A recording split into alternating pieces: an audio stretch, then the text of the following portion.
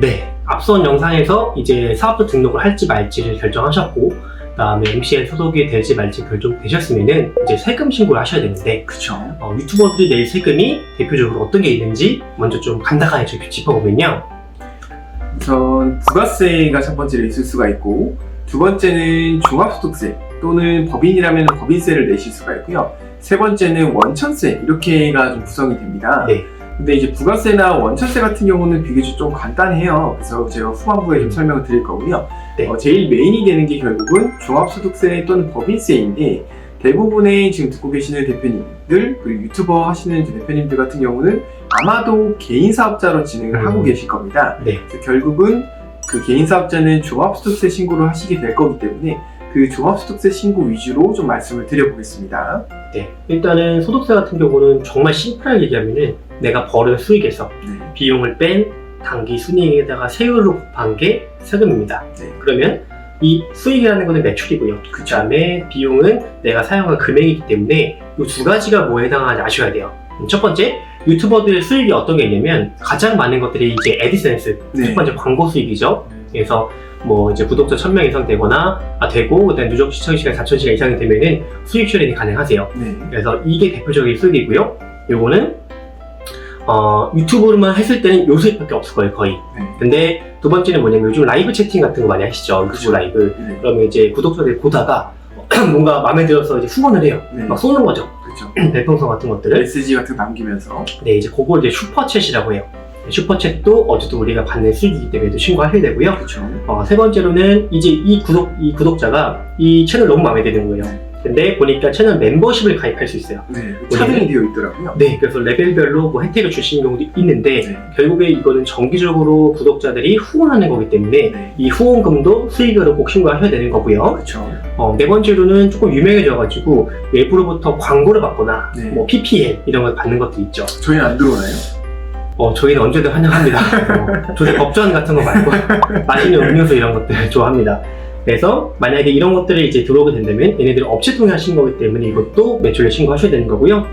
다섯 번째로는 만약에 이제 먹방 유튜버거나 뷰티 유튜버들은 그 특정 상품에 대해서 공동 구매를 진행하시는 경우도 종종 있어요. 네. 그럼 공동 구매에 따라서 이 크리에이터들한테 수익이 들어오기 때문에 얘도 같이 신고를 해주셔야 되는 거고요. 여섯 번째로 혹시나 이제 행사나 강연, 공연 같은 걸 가실 때는 당연히 받는 수입이 생기겠죠. 그런 것도 신고하셔야 되고요. 마지막으로 조금 유명해져서 출판을 하시는 거예요. 인쇄라든지 아니면 뭐 상표권, 다음에 뭐라 그러죠? 그 초상권, 판권 그렇죠. 이런 것들, 기타 수익 같은 경우도 받은 것들은 다 신고를 해야 되기 때문에 혹시나 누락해서 나중에 가산세 매길 없게끔 모든 수익에 대해서는 신고를 하신다라고 봐주시면 될 것 같고요.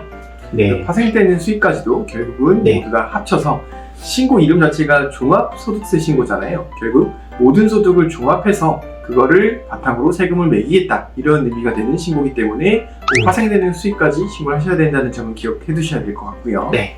그리고 이제 수익에서 비용을 빼야 되는데 네. 이 비용에는 어떤 게 있는지 조금 알아볼까요? 네, 비용 같은 경우는 우선은 당장 카메라로 찍어야 되잖아요. 그래서 카메라라던가 이런 것들도 비용이 들어갈 수가 있고, 또한 조명 같은 것도 설치를 하겠죠. 네. 그 조명이나 카메라 같은 것도 당연히 합법적인 경비로 들어가게 될 거고요. 네.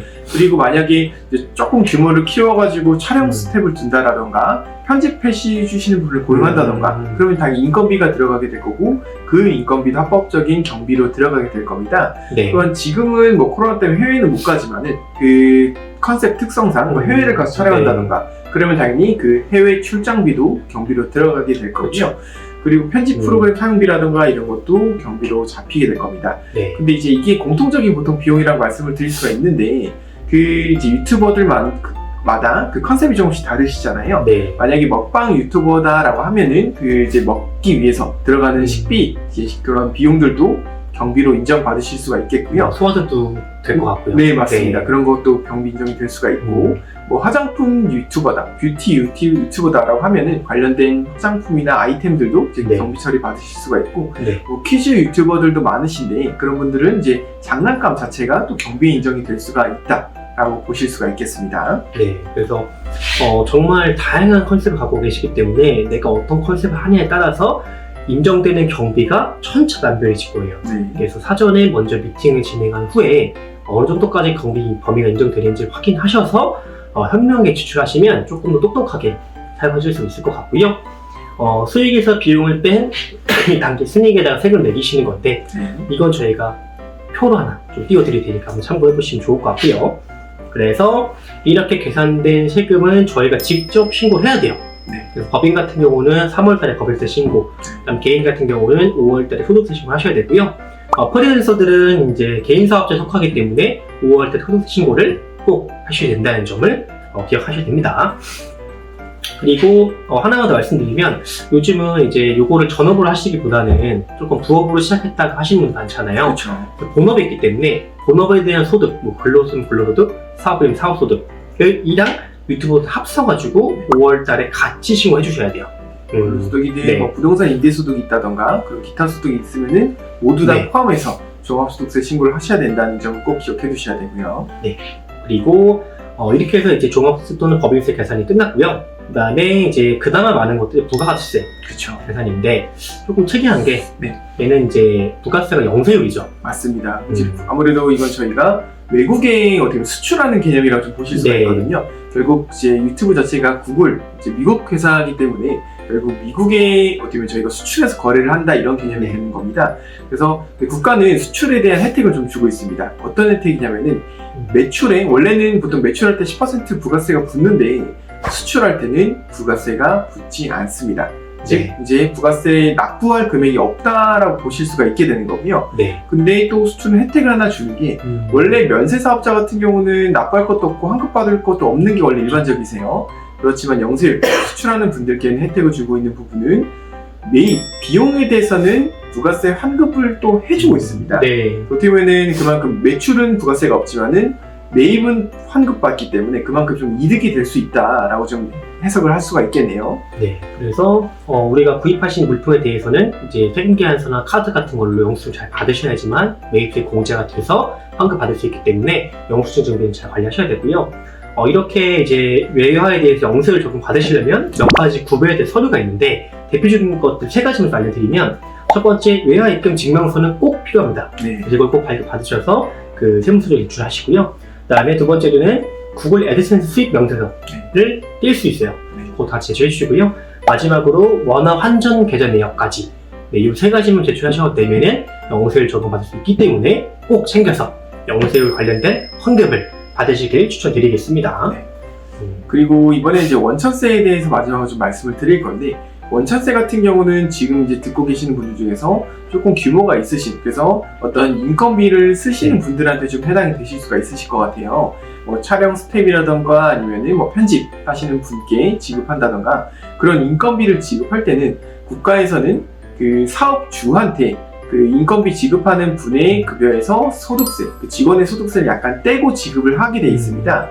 그래서 저희가 뭐 월 예를 들어 뭐 급여가 300이라고 하면 300만 원이지만 실제 통장에 들어오는 건 300만 원이 아니거든요. 네. 4대 보험 빠지는 경우도 있고 소득세가 일부 빠지는 경우도 있는데 그 소득세 일부 뺀 금액을 사업주가 대신해서 국가에 납부하는 개념이다 라고 보시면 될 것 같습니다. 네.